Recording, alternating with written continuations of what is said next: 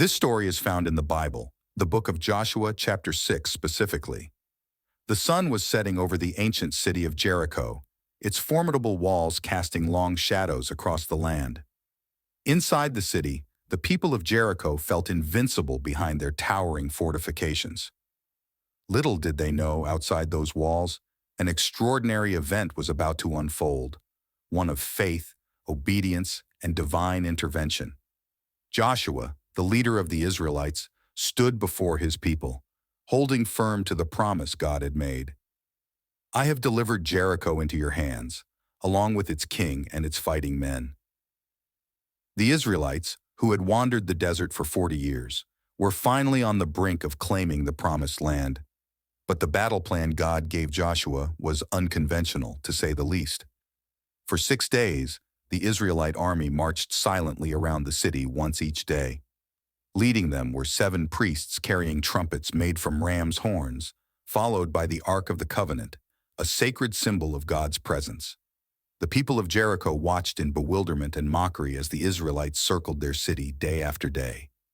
Yet the Israelites remained silent, their faith unwavering, trusting in God's mysterious plan. On the 7th day, the tension reached its peak. At dawn, the Israelites began to march, not once, but 7 times around the city. The air was thick with anticipation. On the 7th lap, Joshua commanded, "Shout, for the Lord has given you the city!"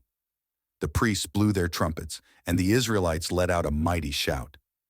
Suddenly, the unthinkable happened. The ground trembled, the walls of Jericho cracked and crumbled, and the mighty fortifications that had stood for generations came tumbling down. The Israelites stormed the city, and Jericho was delivered into their hands, just as God had promised. This miraculous victory was not won by conventional warfare, but through faith and obedience to God's word. But the story of Jericho's fall is not just about a military victory, it's about the power of faith and the fulfillment of God's promises. Rahab, a woman who lived in Jericho, had hidden Israelite spies sent by Joshua. Because of her faith and kindness, she and her family were spared during the conquest. Her story reminds us that even in the midst of destruction, God provides salvation to those who believe and act in faith.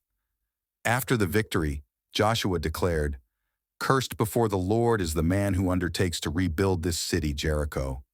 At the cost of his firstborn son will he lay its foundations. At the cost of his youngest will he set up its gates."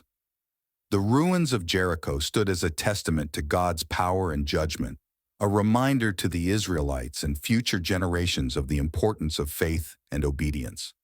The Battle of Jericho became a cornerstone of Israelite history, a story passed down through generations as a testament to the power of faith and the importance of trusting in God's plan, no matter how unusual it may seem.